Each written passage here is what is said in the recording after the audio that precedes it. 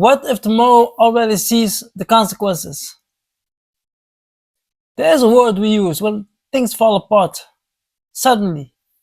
Suddenly the relationship ended. Suddenly the body gave out. Suddenly the career collapsed. Suddenly a person we thought we knew became a stranger. We say suddenly as if we are testifying to something, as if we witnessed an interruption in the natural order of things, an event that arrived without warning, without cause, without history. But nothing is sudden. Nothing. What we call sudden is only the moment we finally looked, the moment the thing we had been not looking at long enough became too large to ignore. The collapse was already happening, the fracture was already spreading, the distance was already growing, quietly in the silences between conversations and the things left unsaid, in the small retreats we made from each other that we called nothing, that we called just tired, that we called not the right time. Tomorrow already sees this. Tomorrow looks back at today and sees not a single moment, but the direction, a lean, a slow accumulation of weight on one side of something that was always going to tip. Tomorrow does not predict, it reads. Chapter 1. The Illusion of Suddenness. Think of an old building. Before it falls, there are years, there are winters and weights and small movements in the foundation that no one measures. There are cracks that form and fill with rain and freeze and expand and no one notices because no single crack looks like collapse. Each one looks like just a crack. Each one looks like nothing. And then suddenly the building falls. Except it didn't. It fell over decades. It fell in increments, too small to mourn. It fell in every winter that no one reinforced the foundation, in every inspection that didn't happen, in every year that the structure carried more than it was built for. The moment of collapse was only the last sentence of a very long story, and the story had been telling itself the entire time. This is not a metaphor about buildings. This is about you. The things that have collapsed in your life or that are slowly collapsing right now did not begin when they fell. They began much earlier in a pattern, in a repetition, in something you chose or avoided or allowed in so many small consecutive moments that it stopped feeling like a choice and started feeling like just the way things are. Viktor Frankl wrote that between stimulus and response there is a space, a pause, a gap in which a human being can exercise choice. What I want to ask you is what has been happening in that space? Not occasionally, consistently. What have you been choosing in that gap over and over again? For months, for years, perhaps for as long as you can remember. Because tomorrow is watching that space. Tomorrow is watching what you do when no one else is watching. When you are tired, when you are afraid, when you are alone with yourself. Tomorrow reads the pattern in those private moments like a book, and it already knows how the chapters end. The question is not what happened to you. The question is what you have been doing quietly since. Chapter 2. Repetition as construction. Aristotle said that we are what we repeatedly do, not what we intend, not what we believe about ourselves, not what we declare in moments of resolution or regret. What we repeatedly do. There is something almost uncomfortable about that sentence if you sit with it long enough, because it means that identity is not a thing you have. It is a thing you make continuously through action, through repetition, through the 10,000 small iterations of behavior that accumulate into something recognizable as a person. Aristotle called this ethos, character, but what he meant was not character. In the polis's sense, the character you present at dinners or on resumes, he meant the deep grain of a person, the habitual lean, the default direction the soul takes when not instructed otherwise. And the terrifying thing about ethos, the thing that makes it more than a philosophical nicety, it has is that it builds without announcement. No one declares the day they became the kind of person who avoids difficult conversations.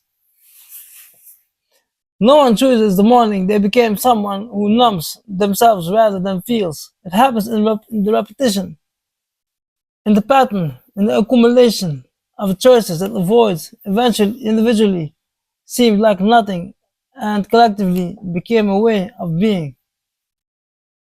Think of a river. A river does not carve a canyon in one afternoon. It moves across the same stone for centuries. The stone does not change dramatically on any particular Tuesday, but the river does not negotiate with the stone. It simply keeps moving, and eventually there's a canyon where there was none. Your habits are the river. Your character, your future self is what the stone becomes. And tomorrow already sees the direction the river is moving. It sees whether you are carving toward depth or running shallow across the surface and evaporating before you reach anywhere worth reaching. This is not condemnation. It is geometry. It is the simple, patient arithmetic of repetition. What you do today, you are teaching yourself to do. Every repetition is a lesson. Every pattern is a curriculum. Chapter 3, Time is amplifier. Time is not neutral. This is perhaps the thing we least understand about it. We treat time as a container, as if it simply holds things, as if passing through time were like passing through a room. You enter the same as you left, only elsewhere. But time does not merely hold things, it multiplies them. Whatever you feed into time, time returns to you larger. Fear, fed over years, becomes a worldview.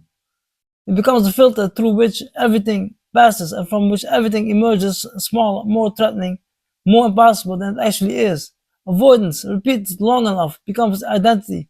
You do not merely avoid things anymore. You become someone for whom certain things are simply not possible. Not because they aren't, but because the repeated act of not doing them has carved a channel so deep that you no longer remember what it felt like to move differently. The same is true in every direction. Courage, practice in small moments, growth into something structural, steadiness, chosen repeatedly under pressure, becomes a kind of gravity in a person, something that others feel without being able to name it. Love, tended with attention, deepens in ways that brief love cannot. Honesty, even when it costs something, over time builds a kind of interior architecture that you can actually live inside. Time amplifies, and this means that the question is never merely what am I doing right now? The question is what am I feeding into time? Because what you feed into today, tomorrow will return to you at full volume. Martin Heidegger wrote about the call of consciousness.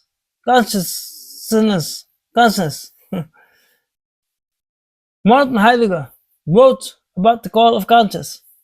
He described it as not as a voice from outside, but as something that arises from within, from the deepest structure of what it means to be a self that exists in time. The conscious, for Heidegger, calls you back to yourself. It calls you back to what you are actually doing with the only life you have.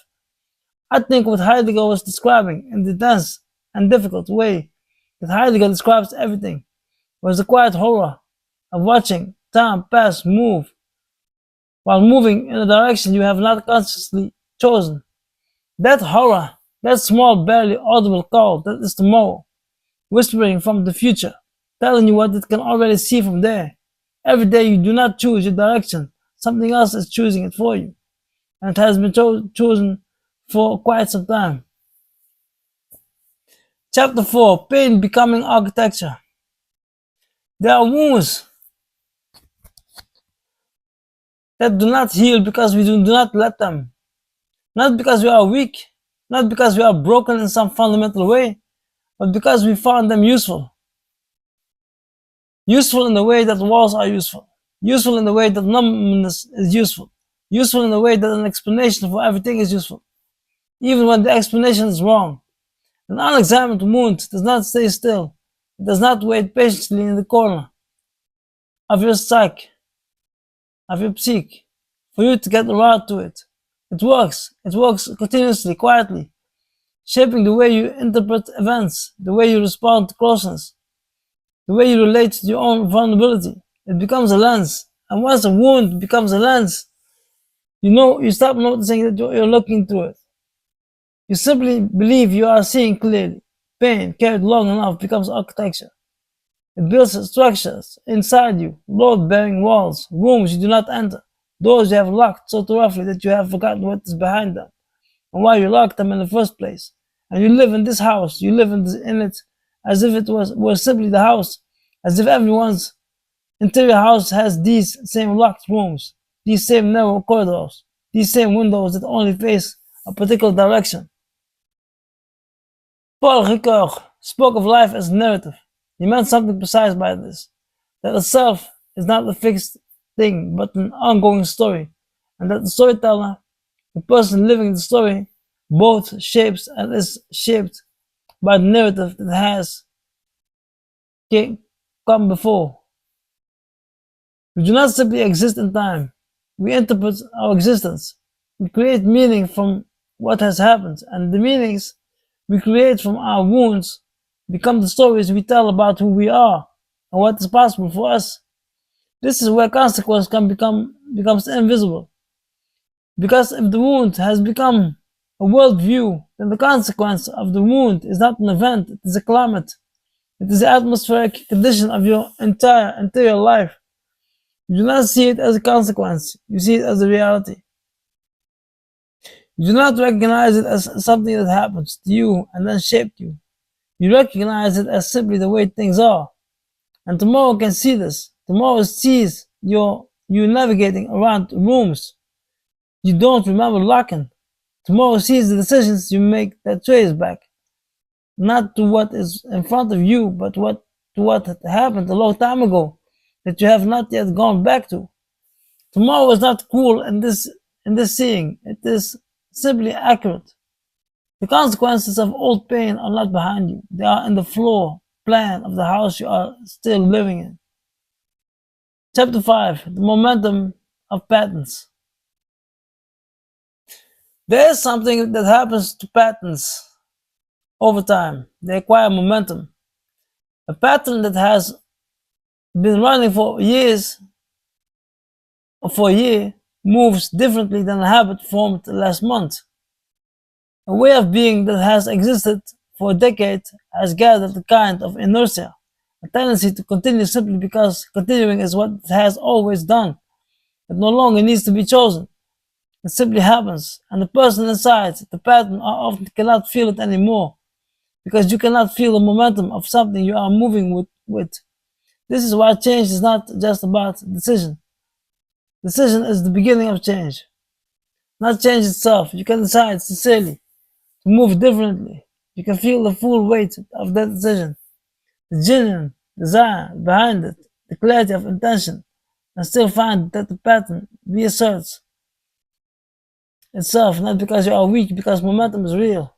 Because the river that has been moving in one direction for 20 years does not redirect simply because you place one stone in its path. The Black Parfit thought deeply about the relationship between the self and its future versions. He asked whether the person you will be in 10 years is truly the same person you are now. This answer was complex and deliberately unsettling. There is continuity, but it is not identity in the way we usually imagine it. There is a chain of connected selves, not the single fixed thing persisting unchanged through time. What this means is, in the plainest possible term, is that you of 10 years from now is not inevitable. It is not predetermined by who you are today in some essential way, but it is heavily influenced by it. The patterns you are running today are being handed to the self that will exist in the future, and that future self will receive them, will inherit them, will find them already in place when they wake up. The question is what you are begetting. The question is what you are begetting. And awareness. Awareness alone is what can interrupt momentum, not willpower, not resolution, not deciding harder. Awareness, the capacity to see the pattern from slightly outside it, to name it, to watch it operating without being entirely inside it.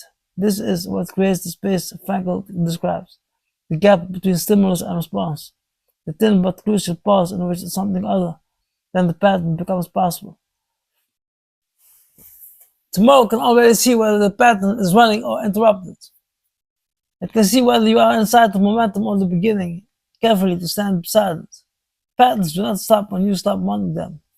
They stop when you begin to see them, really see them, in full daylight. Chapter 6, The Road. Question. There is a question I want to leave with you. Not as a prompt, not as a challenge, as a genuine question. The kind that does not ask for an answer so much as it asks for honesty. If you continue exactly as you are, not as you intend to be, not as you hope to become, not as you describe yourself in your better moments, but exactly as you have been, in the patterns you actually run, in the habits you actually have, and the choices you actually make when no one is watching, when you are alone with yourself at the end of the day. Where does this road end? Not metaphorically, not philosophically, concretely, specifically, 5 years from now, 10. What does the body look like that has been treated this way for another decade? What does the relationship look like that has been given this quality of attention or quality of absence for another 5 years? What does the mind look like that has been fed these thoughts, these fears, these stories about itself for another 10,000 days? This is not the question designed to frighten you. Fear is not the point. The point is that tomorrow is already running this calculation. Tomorrow already knows the answer. And the question is simply whether you are willing to know it too. Whether you are willing to look at the direction before the destination arrives. Because this is what tomorrow sees, that today pretends it cannot. Today has the advantage of being present, the advantage of immediacy, the weight of everything that demands attention right now. The tasks, the fatigue, the noise, the ordinary pressing urgency of just existing. Today has good reasons not to look at the long road. But tomorrow has the advantage of distance, and from distance a direction is visible that is invisible up close. From a distance, a pattern is obvious that is invisible from inside it. From a distance, the road is a road, not just the next step. And tomorrow has been watching you walk it for longer than you know. Chapter 7, what tomorrow already knows. I want to be careful about something. I'm not telling you that the future is fixed. I'm not suggesting that because the pattern has been running, it will always run. I am not offering you a determinism dressed in philosophical clothing. I am saying something more specific than that, and something perhaps more uncomfortable. I am saying that the future is not fixed, but it has a lean, a direction, a current, and that current was not assigned to you from outside. It was built by you slowly, through repetition, through the accumulated weight of choices made in the ordinary unwitnessed moments of your life. And what tomorrow sees, what tomorrow already knows, is not a prediction. It is reading. It is a reading. Tomorrow reads the pattern, the way a navigator reads a star chart. Not guessing, not forecasting, reading, following the logic of what is actually there. The seeds of a consequence were planted in ordinary soil, in ordinary hours, by ordinary acts that felt like nothing at the time. A choice not to speak, a choice not to feel, a choice not to begin, a choice not to return. Each one, nothing. Each one a seed. And seeds do not announce themselves. They do not call attention to their growth. They work underground, in the dark, in the quiet, until one day there is a tree where there was only soil. And then cannot remember a time before the tree, and you have forgotten entirely that you planted it. This is what Ricoeur meant when he spoke of the narrative self. The self that is always in the middle of a story It is both telling and living. You did not begin this story today. You have been telling it for years. The chapters that have already been written are casting their shadow on every page that comes after. But stories can turn. Not easily, not without cost, not without the strange grief of admitting that the direction you have been moving was not the direction you wanted to be moving, that you have been telling a story you would not have chosen if you had been paying full attention. But they can turn. The turn does not require a dramatic event. It does not require a revelation or a crisis or a moment of cinematic clarity. It requires something quieter, harder, looking. It requires looking, really looking at the pattern, at the road, at what the pattern reveals about where the road ends.